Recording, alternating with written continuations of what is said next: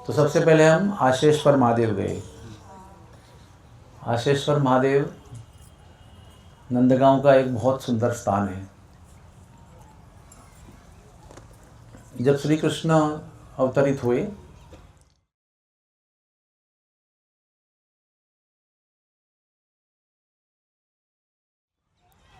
तो शंकर जी उनका दर्शन करने आए।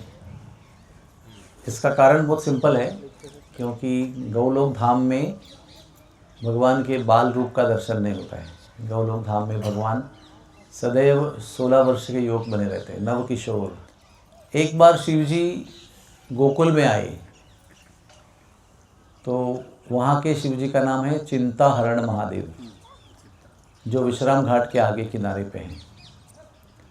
और वही लीला फिर जब वो 3 साल 4 महीने के बाद छटिकरा आए, वहाँ के बाद नंदगांव बरसाने आए, तो शिव जी फिर उनको मिलने आए। उस समय माता जी ने उनको मोती, हीरे, जवाहरात, अन्न धान्य सब दिया। तो शिव जी ने कहा हमको यह दक्षिणा नहीं चाहिए। तो माता को कहा फिर क्या चाहिए? बोले हम इस दक्षिणा के भूखे नहीं हैं, हम लाला के दर्शन के भूखे हैं। तो मैया को डाउट आया कि अभी तो बैल, बगुला, घोड़ा बनकर आए, अभी कंस ने इस बार ऋषि बनाकर राक्षस को भेजा है। इसलिए उन्होंने कहा, कई कारण दिए। उन्होंने कहा कि आपके ऊपर तो सांप है, बड़े बड़े बिच्छू हैं, तो लाला डर जाएगा आपको देख के, एक कारण बताया। और बाद में फिर जो वो जिद करने लगा ऋषि कि बालक का दर्शन चाहिए, तो माता को बहुत गुस्सा आया, क्योंकि अभी किसी भी कीमत पर आपको बालक को दर्शन नहीं कराऊंगी। ऐसे करके मुंह पे दरवाज़ा बंद कर दिया। तो शिव जी तो ऋषि बनकर आए थे, वो जाकर वो नीचे जो वन है ना, उधर जाके नंदगांव भवन में गए थे, ऊपर पहाड़ पे। वहाँ से नीचे उतरे और जहाँ पर अभी हम लोग गए थे दर्शन करने के लिए, उसको कहते हैं आशेश्वर वन। तभी उसका नाम आशेश्वर वन नहीं था, एक वन था। उसमें जाके रोने लगे वो, कह रहे मैं इतनी दूर से आपका दर्शन करने आया हूँ और आपने अपने आप को मैया के गोद में सुपुर्द कर दिया है। मैया आपकी मालकिन है और वो मना कर रही है, तो मेरे पास क्या चांस है? आपको दर्शन करने का चांस कुछ है ही नहीं। तो वो वहाँ पर बैठकर रो रो के कृष्ण को पुकारने लगे। तो फिर कृष्ण भगवान जानते हैं, सब में भक्त अपने हृदय की बात जानते हैं भगवान, तो भगवान भी रोने लगे। सबसे बड़ा अस्त्र जो है बालकों के पास वो है रोना। जब बालक रोते हैं ना तो बड़े बड़े दिग्गज लोग भी हतबल हो जाते हैं, कुछ नहीं कर सकते। डॉक्टर होने के बाद भी अगर डॉक्टर का बालक रोता है तो डॉक्टर का दिमाग खराब हो जाता है, दूसरे डॉक्टर को दिखाता है, फिर वो खुद नहीं सोच सकता है। ये हमारा अनुभव है, प्रत्यक्ष अनुभव है। जब डॉक्टर का बालक रोता है तो वो अपने बालक के लिए कुछ नहीं कर सकता है, दूसरे को कंसल्ट करेगा। तो वो जो सर्वोच्च अस्त्र है बालक का, वो कृष्ण ने निकाला और कृष्ण रोने लगे। तो आमतौर पर रोने पर क्या होता है, पहले स्तनपान कराते हैं, भूख लग रही होगी तो वो और जोर चल रही, फिर लगा कि खिलौना चाहिए तो खिलौना दिया, तो वो खिलौने की आवाज़ से और जोर चलने लगा। ऐसे करके करके जितने जितने प्रयत्न किए, वो सारे प्रयत्न में और ज़्यादा रोना शुरू कर दिया। किसी भी चीज़ से, उपाय से वो बालक का रोना बंद नहीं हुआ। अभी आप जानते हैं जब कृष्ण भगवान रोते हैं इस प्रकार से, तो सारा नंदगांव इकट्ठा हो गया, उधर सारी गोपियाँ इकट्ठा हो गई। क्या हुआ, क्या हुआ, कैसे हुआ, क्या हुआ? हर एक अपना अपना अपना, कोई नज़र उतार रहा है, कुछ जड़ी बूटी दे रहा है, कुछ कुछ कर रहा है, प्रार्थना कर रहा है, स्तोत्र गा रहा है। लेकिन बालक का रोना जितना प्रयास करेंगे उतना बढ़ता ही जा रहा है। फिर सारी गोपियों की गुरु है, उसका नाम है पूर्णमासी। वो पार्वती का अवतार है, हाँ, महामाया का अवतार है। वो यहाँ पर योग माया के रूप में रोल करती है। सारी गोपियों की गुरु बनकर आई वो पूर्णमासी। वो सांदीपनी मुनि की बुआ है, तो उसको बुलावा भेजते हैं। इतनी बड़ी समस्या है तो फिर गुरु को बुलाते हैं। तो वो पूछती है क्या हुआ, तो वो तो सब जानती है, लेकिन वो पूछने का थोड़ा सा बहाना बनाया। फिर उन्होंने कहा कि जो बाबा आए थे ना, वो बहुत दूर से आए थे, बड़े सिद्ध बाबा आए थे। उसके पति तो है ना, वो जानते हैं। बोला आपने उसको दूर भगा दिया, वो अच्छा नहीं किया। ये ऐसे बाबा क्या नहीं कर सकते, इनके पास क्या क्या शक्ति होती है, इनके दर्शन मात्र से सारे समस्याएं मिट जाते हैं। तो जाके उन्हीं को बुलाओ, उन्हीं की कृपा से कुछ बालक रोना धोना बंद करेगा तो अच्छा रहेगा। तो मैया का भक्ति भाव देखो, बालक की सुरक्षा के लिए मुंह पे दरवाज़ा बंद किया है ना, और बालक की सुरक्षा के लिए, बालक के हित के लिए ही उसी को बुलावा भेज रही है। अगर हम लोग होते तो क्या करेंगे, अरे अभी अभी तो मैंने उसके मुंह पे दरवाज़ा बंद कर दिया है, मैं नहीं जा सकती अभी।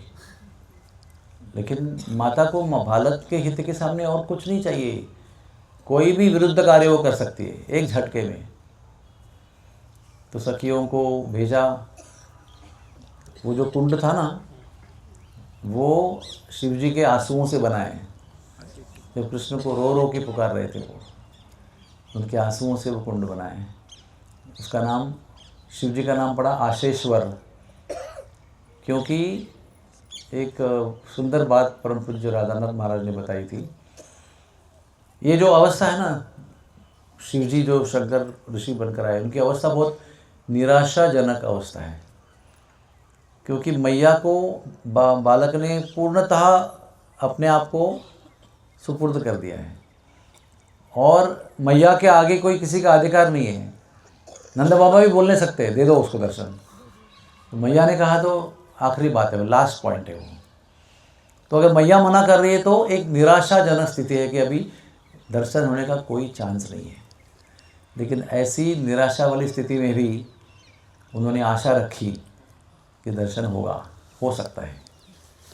तो गुरु महाराज बताते हैं, जब हम सबसे बड़े निराशाजनक स्थिति में भी आशा देखते हैं तो हम कृष्ण की कृपा को आकर्षित करते हैं। When we see hope in the most hopeless condition, we attract the mercy of the Lord. तो शिव जी हमको वहाँ बैठकर सिखाते हैं कि भगवान के लिए कैसे रोना चाहिए।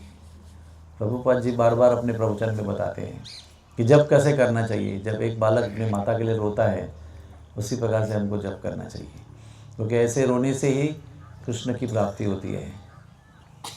भगवान भी गोपियों के ही बीच में से अदृश्य हो गए थे, और कुछ लोग कहते हैं कि वो ना बाजू के कुंज में छुपे हुए थे, और वो देखना चाहते थे कि कितना प्रेम है गोपियों का मेरे ऊपर। और कुछ कहते हैं कि वो उनके अंदर एक गोपी बनकर गुप्त हो गए, यानी एक गोपी बनकर रोने लगे उनके बीच में, देख रहे थे कैसे गोपियाँ रो रही है। और फिर आचार्य कहते हैं कि केवल गोपियों ने उनको रो रो के पुकारा, तब कृष्ण दोबारा प्रकट हो गए। वहाँ पर कोई योग, कोई ज्ञान, कोई कर्म कांड, कोई सिद्धि, किसी प्रकार का काम नहीं होता है। अगर भगवान चाहिए तो केवल उनके लिए रोना है, रो रो के पुकारेंगे तो प्राप्त हो जाते हैं। इतने रोए कि कुंड बना पूरा, आशीश्वर कुंड, और नाम ही पड़ा आशीश्वर। सब दुनिया को बता रहे वो, जब आप एकदम निराशाजनक स्थिति में पहुंच जाते हो, तब कैसे आशा के साथ अपने लक्ष्य को प्राप्त करना है। तो फिर उनको बुलाया गया, तो ऐसे कई कुछ जगह लिखा है कि शिव जी बोले नहीं आऊँगा मैं अभी, ऐसे ही। तो गोपियों ने बहुत उनको विनती किया, नहीं नहीं आप आ जाओ, नहीं आ जाओ। फिर आ गए ऊपर। जब ऊपर आए पहाड़ पर, तो बालक बहुत ज़ोर से रो रहा था। मैया उसको गोद में लेकर रोते रोते बिलखते बालक को लेकर बाहर आई, और शंकर जी दर्शन कर रहे हैं, फिर भी रो रहा है। तो शंकर ने चरणों का स्पर्श किया तो बालक ने रोना बंद कर दिया। तो मैया बहुत आश्चर्यचकित हो गई, कितनी देर से रो रहा है, और इस प्रकार से कभी रोया नहीं वो, इतना चिल्ला चिल्ला के रो रहा है। तो मैया देखो कैसी है, केवल बालक का जो हित चाहती है ना, उसका सर्वोच्च उदाहरण यशोदा माई है। तुरंत क्या बोलती है, देखो अभी अभी उसको आपने धक्का मार के दरवाज़ा बंद किया उसके मुंह पे, और क्या बोलती है, आप है ना अभी इधर ही रहो। कारण क्या है उसका, अभी तो रो के शांत हो गया है, कल फिर रोएगा तो जब जब मेरो लाला रोवे तब तब दर्शन दीजो, चल रही होगी नंद भवन। हाँ, तो जब जब मेरा लाला रोवे तब तक दर्शन दीजो, इसका अर्थ क्या हुआ बता सकते हैं आप? इसका मतलब खिलौना, समझा? जब बालक रोता है तो खिलौना से उसको हम क्या कहते हैं, मनाते हैं, है ना। तो एक तरह से यशोदा मैया ने शिव जी को खिलौना बनाया और शिव जी को बोला कि आप इधर ही रहो, मैं इनका अभिषेक करूंगी तो उसका पहला जल आपके ऊपर संचित करूंगी, जो जो भी भोग लगाऊंगी, बाल भोग, राजभोग, सब आपको महाप्रसाद खिलाऊंगी, आप यहीं रहो। तो नीचे वन में नहीं रहे, वो बिल्कुल नंद भवन में रहे, बाजू में एकदम। तो ये सुनकर या समझ करना बहुत अद्भुत अनुभव आता है कि शिवजी जैसे महादेव जो ब्रह्मा जी के पुत्र हैं, ब्रह्मा जी भी उनका पूजन करते हैं, ऐसे शिवजी का एक निजी लाइफ है, एक प्रोफेशनल लाइफ है उनका, जिसमें वो नटराज है, विध्वंसक है, तमोगुण के अधिष्ठाता है और क्या क्या नहीं है, वो इतने पूजनीय है, ब्रह्मा जी उनको पूछते हैं। लेकिन कृष्ण की भक्ति ये उनका निजी जीवन है, इट्स प्राइवेट लाइफ, उसमें वो कुछ भी कर सकते हैं। पत्थर बने हुए हैं, खिलौना बन रहे हैं मैया के लिए, है ना, जब चाहे यूज़ कर लो। कृष्ण के लिए कुछ भी करने को तैयार है। इनके कई उदाहरण हैं। रासलीला का दर्शन करने के लिए कैलाश से आए थे वो आसुरी मुनि के साथ, और उनको ऐसा रोक दिया गया, हजारों गोपियों ने, शस्त्रधारी गोपियों ने रोक दिया उनको, नहीं जा सकते अंदर आप। अभी हम महादेव है, वो जानते हो महादेव कौन होते हैं? महादेव को रोक ले तो बोले क्या कर सकता हूँ बताओ, नहीं अंदर यहाँ कर एक ही पुरुष है, कोई अंदर पुरुष जा सकता नहीं, खाली स्त्री जा सकती है, तो आपको स्त्री बनना पड़ेगा। तो उन्होंने कोई बोला श्री बनना, कैसे श्री बनेंगे? पार्वती क्या कहेगी? He never asked any question. खाली पूछा स्त्री कैसे बनना है बताओ, that's all. He was very serious about it.